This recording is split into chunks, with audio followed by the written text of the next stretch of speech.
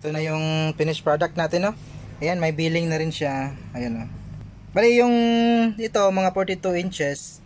Yung repair charge natin is nasa mga 1,950 tapos then parts. So, yung total bill nito is 2,130.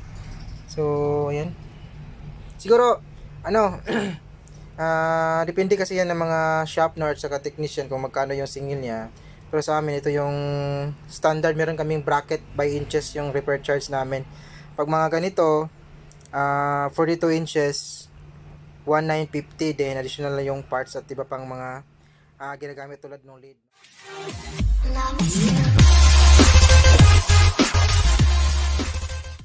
Yun, magandang araw sa inyo lahat mga paps, no? May gagawin naman tayo ulit isang LG 42 ata to. Ayan, or 40. So tingnan natin yung model para siguro tayo. Ako, ito yung model niya, LG 42LN5710. Ayan. So yung naging problema nito, nagkausap kami na may-ari, nung masaksak daw niya, may sumabog sa loob. So sinabi ko sa kanya na dalhin na lang dito sa shop, no? Para ma-check natin yung loob. Kasi kung balak niya isaksak uli, kung gagana ba. So dito pagpunta sa shop, gusto niya talagang isaksak para malaman kung hindi na ba talaga gagana, hindi na talaga gumagana yung TV niya. So sinaksak natin. So yun nga, dead set, wala na siyang power, no? So ito siya, saksak natin.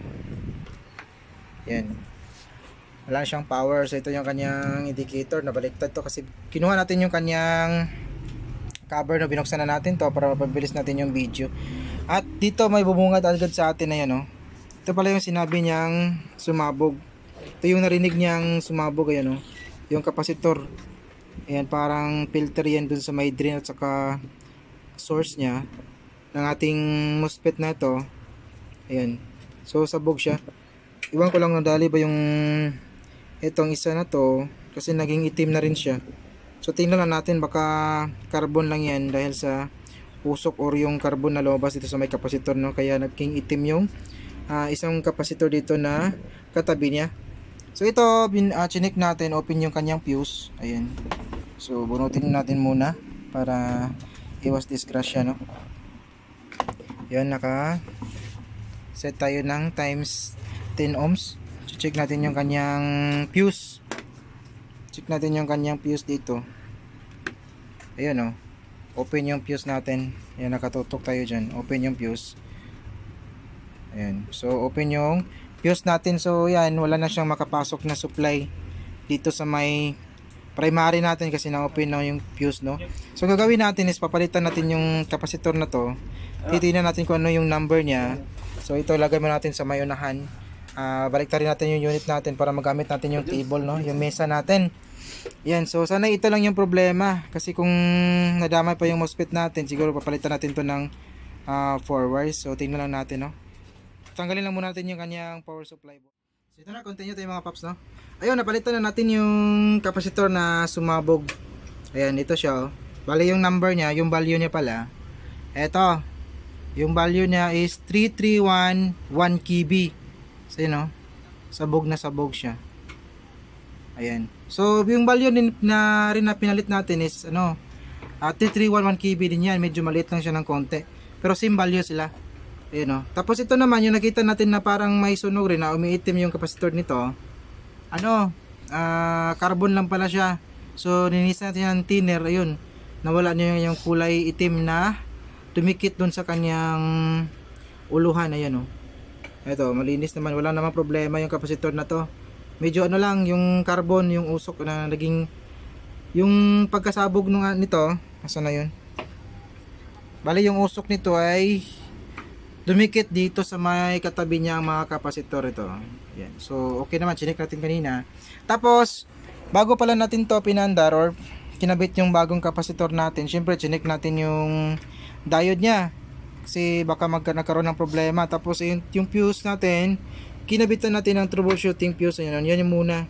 Pala dalawang strand ng 33, number 33 ng magnetic wire natin yung nilagay natin, dinoble natin para makuha natin yung 3 amperes or 4 amperes, no? Dito sa may fuse, main fuse natin. Tapos chinik natin yung kanyang PWM sa may ilalim.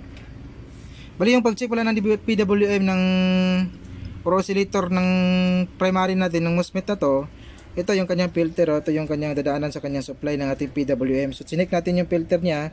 So normal naman yung reading, walang problema. Malalaman natin pagka sira yung yung kanyang PWM through reading, no. Check natin minsan kasi yan short yan pag nasira itong primary. So chinik natin, okay naman, hindi naman siya shorted, hindi din siya open. Ayun. So tapos chinik natin yung secondary, normal yung secondary. Primary, chinik natin yung main filter. Tapos yung filter ng ating bali tatlong filter to yung ginamit naka parallel tong mga filter na to. So naka parallel to. Chinik natin ng ESR. So normal naman yung kanyang filter. Check natin ng analog yung kanyang reading dun sa kanyang linya, normal naman. So yun, nagkabit na tayo ng fuse. Ito testing na tayo, no. Ayan, testing natin, saksak natin. Ayan. So nagkaroon na siya ng standby. Ayun, no.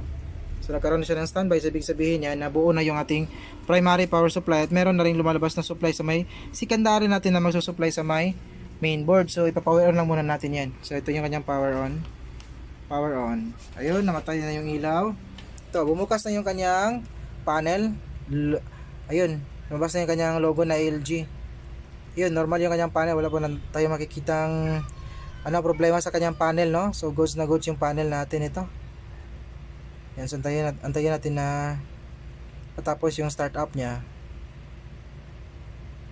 Ayun, normal yung kanyang yung kanyang raster. Ayan. So